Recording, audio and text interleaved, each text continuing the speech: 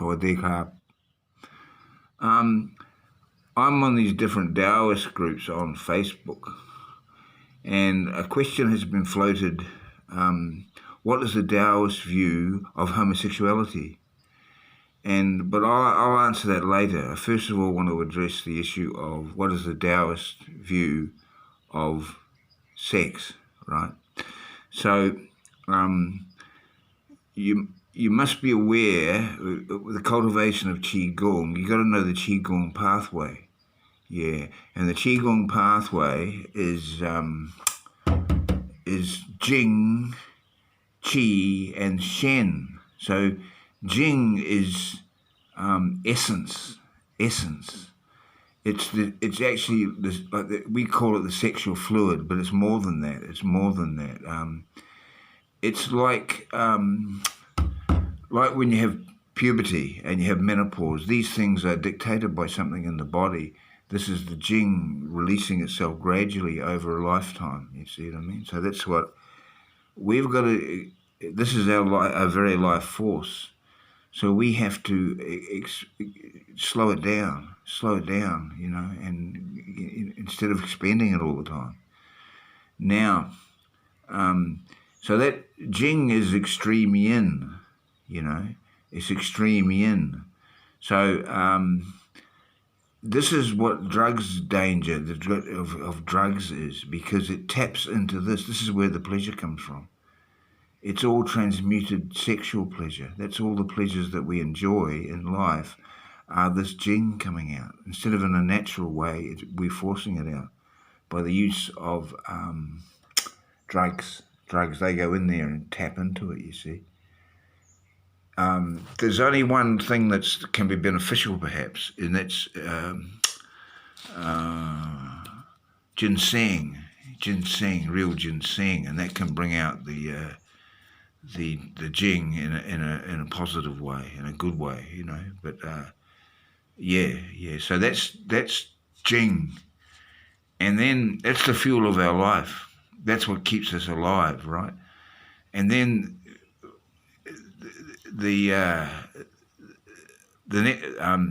we use Qi, the universal energy, to transmute it into spirit. It transmutes the Jing into spirit, which is the correct pathway. So it's not a matter like most ordinary people. They have sex. The sexual fluid goes downwards and outwards, and that's into the world, and therefore they always look out. They cannot look in.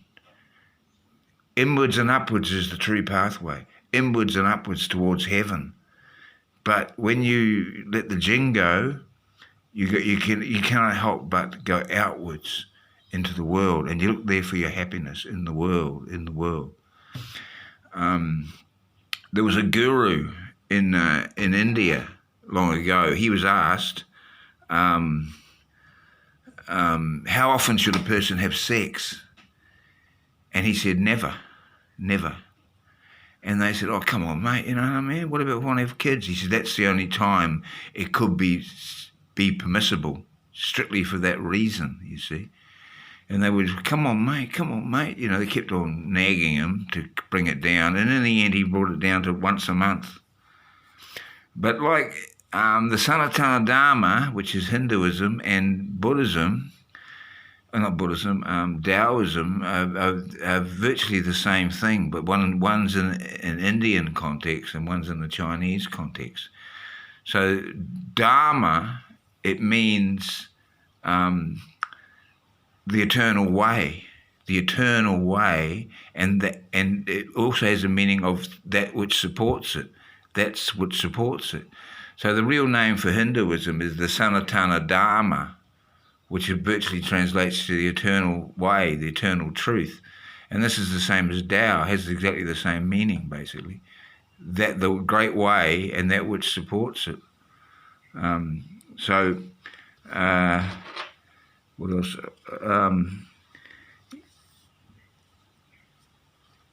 Okay, I want to talk about, I've spoken of Jing. Yeah, I've spoken about that. Okay, so now I want to talk about a man by the name of Kwai Sai Hung.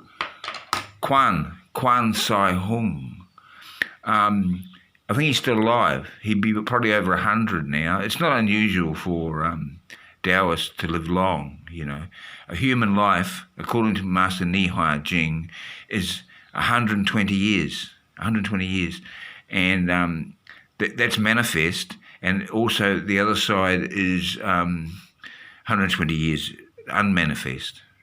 So it's like a day and a night. Most places in the world, a day and a night are fairly evenly spaced. So this is the same as what happens about our rebirth and coming back. This is, everything is reflected in the natural world. The truth is reflected in the natural world. So anyway, I want to talk about Kwan Sai Hung. Yes, he's over 100 now. He's a very good man. A very good man. He lives in America. I saw there's a YouTube program on him, and he's got some Catholic saints there. Well, I'm brought up a Catholic, so I started loving him greatly when I saw the Catholic saints there, because we were always brought up to love the saints, So anyway, Kwan Sai Hung is his name, and his father and his mother. His father's a great martial artist, a huge man, beard, fierce guy, a real man, a total martial artist, and also his mother. His mother was different skills set, So they lived in a house. They were wealthy. They were a lot of money. They're very famous in China. And they lived in a house at the foot of this mountain, basically, And their house was shaped like the Big Dipper, the 7 stars of the Big Dipper, and like a dragon, like the scales of a dragon. It was just like a dragon. And being Taoist, we've got dragons over here. Lizards. You can hardly see them. And, you just come across them suddenly. Whoa, yeah, watch out. It's like a snake. They stay very, very still. Well, this is what his house was like. You come across it at the last moment, and very, ready for fighting and action for attack, So these are high-level martial arts people, very, very, very high level. And they used to journey, sorry about that, they used to journey to Huashan because they knew the abbot there. They knew, they knew the people on Huashan, Holy Mountain in China. And they used to go there on pilgrimage every so often, which is not an easy thing to do. You got to go up, it's very steep and, So they took Sai Hung with them, as a young boy. They took him, you see. Well, the abbot saw Sai Hung. The abbot saw him and immediately could recognise the heavenly signs on him. I think he had a blue star on his forehead. He had stuff like that the abbot could see, but other people can't see those things. But he knew this is a special boy. He told the father and mother, this is a very special boy. He's already been enlightened. He's coming back for a purpose in this life. Yeah, so he's high level, right? And so the abbot was seeking the approval of the parents to have him study under his tutelage, and they agreed. They agreed to it. It's probably the best thing for the kid to ever do. It would have been. Anyway, what happened is the abbot appointed these 2 young lads to be his, look after him, be his company, and be his company on the mountain. They were older than him, maybe young teenagers. They weren't much older. They were a little bit older than him and more experienced and knew the ropes, So he appointed them to be his guardians. So anyway, one day, they thought they'd teach him about sex. He's only about 7 years old. I don't know how old he was, but a young boy, young boy. Well, Taoists, they open. They talk about these things. They're not shamed or anything like that. They just talk clearly and openly about it, which we should all be like this, Don't hide it away and sweep it under the carpet and be ashamed and all that stuff. No. So anyway, they took him down the mountain on a day when they had visited people coming from outside, pilgrims coming. They took him down to the lower level where all the people were, you know what I mean? And so they sat with him and they asked him, they quizzed him on how old he thought their people were, So he said, how old do you think that, they said, how old do you think that guy is? And Sai Hung will go, about 50, and they go, no, he's 35. And how old's that one, And about 70? No, he's 50. And so Sai Hung got a very strong lesson about sex, about not to spill your essence, not to spill it. So since that time, he has been a celibate monk his whole life. Back in the day, this was not unusual. This was commonly accepted, especially if you want spiritual advancement. It's essential, yeah? So that's, this is the way they look at it, right? This is the way they look at it. Now, I want to talk about the different types. I've come across this book a long time ago. It says what sort of person you are. What sort of person you are as a person and what will trouble you. So it's the yin and yang. It's the two opposite. What sort of person you are and what will trouble you, you see. Well, myself personally, I've always been very troubled by lust, and so this is my weakness, you see, lust, So anyway, that the opposite of lust is a spiritual person, So I feel like I'm a spiritual type person, and I'm very bothered by lust, and this is what it said. It mentioned other things there, but I don't know what they are. I'm not a greedy person. I'm not like that, but they're troubled by some other things. They're probably troubled by power, wealth. They're troubled by these other things, but I'm not troubled by them at all. But I am troubled by sex. That does lust. That troubles me greatly.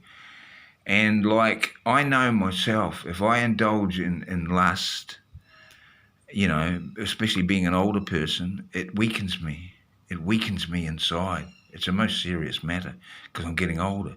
And even though I look big and strong to people, I'm actually weak. I'm actually weak inside myself, That's why I'm training. That's why it's quite an earnest thing. I have to do it because otherwise I'm weak, I look big and strong.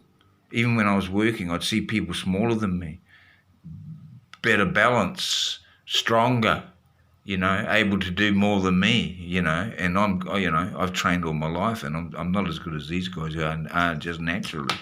So I'm well aware of that. Hang on, I'll just have a look. Okay.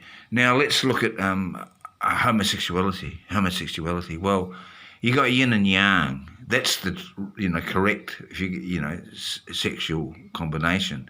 That's like a battery that's working. The battery that's working. But if you are with the same sex, it's like two positives and two negatives. They hurt each other. They harm each other. You see. So if you indulge in homosexuality, which is a perversion, you see, it's perverse. It's not normal. It's not natural. So you want more out of something than that is there. So you go into perversion. And this weakens you. This weakens you greatly, And then you have to have more and more and more, it's like drugs. It's like more and more and more. So you're going in the wrong direction completely, and you become addiction to these things, you see, any sort of perversion,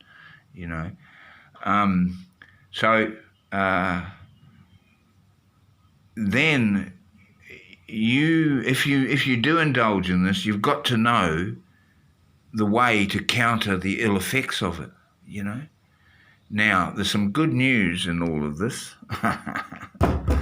is that Taoists have studied this from the very beginning. They've studied it from the very beginning. And there are ways where you can indulge in sexual activity that are probably beneficial to you. But you must know the way of doing it. You must know the way of doing it. And I've studied this a little bit. It's effective for the little bit that I did. I noticed it was effective. Yeah, so a lot of stuff in Qigong and cultivation is actually very easy to do. Not that hard, People think, oh, that's too hard to do. It's too hard, but it's not too hard. You can do it. I've just touched on this. I keep away from it if possible. Keep away from all that stuff, if I can, So anyway, now what I'm saying is there are methods of you can have sex and you can profit from it, get better from it, Now it's called in yoga tantra, and they have it also in kung fu, the sexual cultivation, the sexual alchemy, So what it consists of is you have to conserve the jing. Conserve the jing, especially for a man. What appears in the world is all false. It's all false. You see, it appears this way. The Sanatana Dharma calls it Maya, the deceiver. This is what we look in the world, and we think everything's like this. But when you study it, you realize it's the opposite. It's the opposite, right? So you take a man and a woman. I've read a Taoist book, and it says, woman, this is from a master in England, he said, women are spiritually, intellectually, and physically stronger than man, superior to man, not stronger, superior to man, And I think this is very true. This is very, very true. And how is this? How does this? Well, in the old days in China, the woman soul warriors would laugh at the men, because they were so puny. Because a man is like, his sexual energy is likened to a stream, not that much of it. You see what I mean? So when a man, he makes love, he gets boom, first time. Okay, maybe if he's strong, he can do more, 2-3 times, or whatever, But you're not enjoying it so much the next time. It's going weakening down. However, a woman's the opposite. A woman, when she has one orgasm, goes to another one, and it gets better and better for her. So she's a different category. Her energy is like the sea. It's like the ocean. That's how vast their power is, see? But it doesn't appear that way. So... yeah, so a man, it's more important for a man to conserve, really, but both can cultivate together and improve themselves, get better and enhance each other's energy, yin and yang. Okay, so really speaking, homosexuality is it's out, it's out. Most Taoist sects, they're strictly banned, Now, what else is there? Yes. Now, I know a little bit about this because from my interest, I've studied it a little bit, not much. But I used to flat with this guy. He was a Taoist master. He was a master from the high level, a young guy, from Beijing, and he knew the internal styles. He knew the great masters of the internal styles in Beijing, and he knew Chin Na and other stuff that's closely associated with the internal styles. So he was well up there. He's well up there. His name's Zhurong. Zhurong is his first name. Anyway, I was flatting with him. You see, I was flatting with him. And he used to chase the girls around. He's a handsome guy, a good-looking fella. And he used to chase the girls around, you see. And, that's not I I've never done that much. So he used to, chase the girls around and get a lot of girls coming back. He had all different girlfriends, And then one day he showed me. He told me he knew the sexual kung fu, and he had a wardrobe, a double wardrobe full of medicines from China. Yes, so it is true, and it does exist. It does exist. A little bit more about Jurong. He was a traditional type master, only a young guy, but what happened, the word spread that he was in Brisbane, you see. So this is a New Farm Park. So another fellow student told me, he said when Jurong started, the whole park was full of students, But then what happened is, he's a kick-ass, old style, old school master. And so he soon it dwindled down. That when I was there would have been 30 max, probably not even that, Yeah, and it was just, that's what happened. He didn't care less, Well, you can come and study with me. It's up to you. That's how we feel about it, Yes, that was him. And now another guy. This is another little bit amusing. A Maori guy, came to study with him. You see. Now, you got to know when you're doing the Kung Fu that master will teach you only one thing. And then if you get that, he'll teach you the next thing. He won't go on ahead unless you got the first thing. And so this guy came to the lesson. It was a simple thing Jurong was showing him. And, he decided he wanted to come on Sunday to learn more and better, learn more.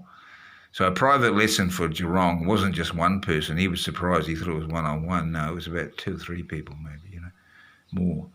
And so Jurong, you know what Jurong showed him? He showed him the thing he'd learnt in the public class. That's all he learnt, You got to understand, this is the way they teach you.